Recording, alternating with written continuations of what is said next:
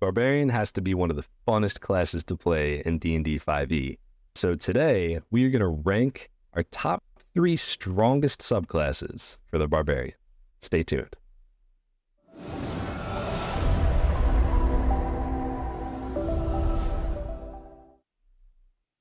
So the way that we're going to rank these subclasses is we're going to be looking at 3 major points of consideration. Number 1, we're talking about combat power. We want to just see how this subclass enhances just your damage output, all these kinds of things that you're just looking for, the big sexy numbers when you're rolling damage, right? That's what Barbarians are known for. We're also going to be looking at, do these subclasses enhance what the class is known for? Barbarians are big, strong, they tank, they hit hard. So these are going to be some main things we're looking at. And then last but not least, we're going to be looking at, do these mechanics in the subclass deliver on the fantasy that the player envisions going into choosing this subclass? Some things that we might avoid is maybe if there's some overlap, like if one subclass does something just maybe not quite as well as another, there's a good chance that the not as good one isn't going to make the list. We're also going to be kind of avoiding role playing because let's face it, you can find vanilla human champion fighter John and just tell a great story because the character is interesting. We're also going to not be looking at multi-classing, but to be honest, these things could come into play for tiebreakers in our own minds and things like that, but it's just not emphasized here. All this information is going to be presented in alphabetical order to start, and then once we've gone through everything, maybe we'll give an honorable mention, perhaps, and then we'll actually give you our ranking of which one we think is the best of the 3. And we have an ever-growing Discord population. There's always conversation going on in there. And we actually had a pretty lengthy discussion about this very topic. So if you want to get in on that action, just check out the link in the description. First up on our list is the Path of the Giant. Josh, talk to me about the raw power that the Path of the Giant offers a player. Yeah, when it comes to raw power, the Path of the Giant is just, it's very, very strong. I mean, you have an extra 5 feet of reach, which eventually it'll turn into an extra 10 feet of reach. And I said extra, not like your reach isn't 10 feet, it's extra. So that can stack, and we'll talk about that in a second. You also will get an extra d6 of an elemental damage. You get the ability to throw people about 30 feet. It really makes this one of the strongest subclasses out there. And just backing up for a moment to that reach thing. I mean, if you combine the extra reach with something like a bugbear, which already gets 5 feet of reach or 10 feet of reach, with pole arms, right? Or both. I mean, the subclass is just unstoppable when it comes to maneuverability and just attacking things from at any point on the battlefield. It's crazy. It really is. And it, when we talk about like enhancing what the Barbarian naturally does, I mean, Barbarians are known for, taking a licking and keep on ticking. So you're not necessarily looking at like a greater ability to do that. It's already great. But Josh, one of the best ways to tank damage in a way or not is not take damage because they're dead. And whether that's making sure you're in range of somebody, being able to throw a halberd with that's just fun. And then it comes back to you. We didn't even talk about that. This subclass is loaded with an ability to enhance the Barbarian fantasy. It's like, oh, Barbarians are big. Well, now you're bigger. So that's just how it goes. Speaking of the Barbarian fantasy, I mean, do you think this delivers on the giant Barbarian fantasy? Yeah, like I said, it's just if being big is what you want to do, well, it dials it up to 11 or 12 because then you could go huge, and a lot of effects only affect large or smaller, and so that's another key thing. There's like, well, I'm huge. Yeah, and I think one of the big things for giants too is that they do throw things, and that feels a little silly, but the ability to just throw combatants around a battlefield like ragdolls, like that is a nice extra. Like obviously there's a strength save involved and stuff, but the fact that's in there is it's nice. That's attention to detail for me. Yep, there's a lot of subtle control elements that this class gets because of that, and this is a good one. So next up for subclasses, alphabetically of course, is going to be the Totem Warrior, which it's the classic.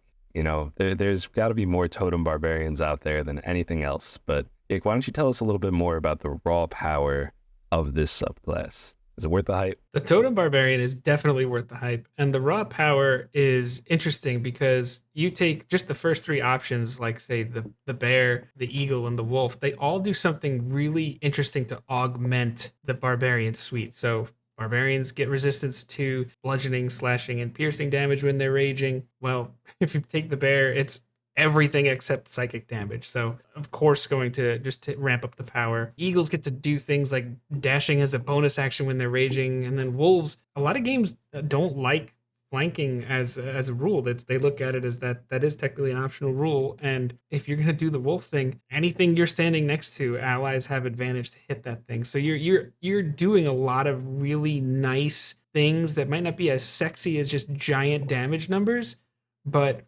you're just enhancing the effectiveness all over the battlefield. And even as you level up, you start to do things that like get utility powers and things like better overland speed, movement, short bursts of flight, knocking creatures prone with your bonus action. Like there's a lot of fun mechanics that I think more tactical players will really appreciate. Knocking someone prone at the right moment. Like there's just so many things that can just enhance the combat experience. Speaking of enhancing, how does this enhance what the Barbarian naturally does? Yeah, if you listen to all of the abilities that Jake just mentioned, I mean, Bear is going to be the most obvious with that resistance to everything except for emotional damage, right? You just become the tank, that alone is massive. But it really just it enhances every aspect of the Barbarian. And I think you might have said it before. This is the thinking man's Barbarian. You get to kind of choose your play style, and there is a totem for that. Whether you prefer extra movement, eyesight, carrying capacity, whether you want to knock someone down with that bonus action so you could get advantage on all of your attacks. By the way, there's no save. It's just knock someone down with bonus action. It absolutely enhances literally everything that the Barbarian does. With regards to combat, utility, all three pillars of the game are enhanced by this subclass. So with all of those incredible powers in mind, does the totem deliver on the fantasy? Oh my gosh, I'd have to say it absolutely does. This subclass totally embodies that primal nature warrior. This is the person that was raised among wolves and learned how to fight like a wolf. This is, I don't know, when I think about this like deeply spiritual, connected to nature kind of a warrior here, this absolutely does that because the mechanics fit that fantasy. Wolves, they're known for hunting in packs, so you help your teammates do that. Eagles fly and have great eyesight. There you go. Elks that like they're fast and they do these charging things. It's the mechanics all over the place. And yeah, I am a Totem Warrior fan, Josh. I think this is a good one. I totally agree. Now, last but not least, of course, alphabetically speaking, is the Path of the Zealot. And this is a barbarian that is powered by soul power, divine power, deity power. Either way, you're talking about power. And Josh, what kind of raw power does the Path of the Zealot Barbarian bring to the table? I like to think that it's soul power, but the fun thing with the Path of the Zealot is it does a little bit of everything. If you're looking for that damage output, you have Divine Fury, which is going to give you some extra radiant or necrotic damage. You get to choose one or the other. You'll do that damage once per turn. But the really nice thing is that it grows with you. So it's not just like a static, like it's going to be a D6 forever. Like it's going to keep growing, whatever it is. And it's really nice to have abilities like that because it just encourages you to stick with one class instead of multi-classing. On the tanky side of things, you have Fanatical Focus, which allows you to re-roll saving throw.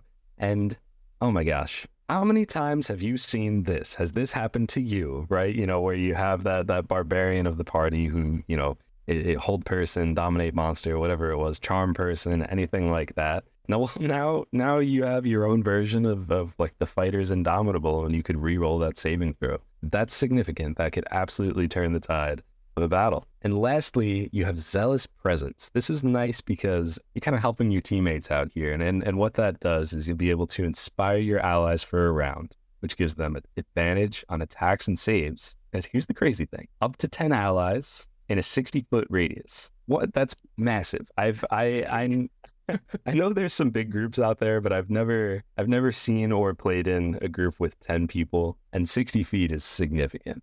Those are just three of the options there that I think they all kind of bring something different to the table, but it's significant in each way. So now that we got the raw power out of the way, how do you think the abilities here enhance what the barbarian could just do on its own? Well, yeah, I mean, what you're known for is taking damage and dealing damage. So that's your tank and spank. I mean, you got the ability to reroll saving throws.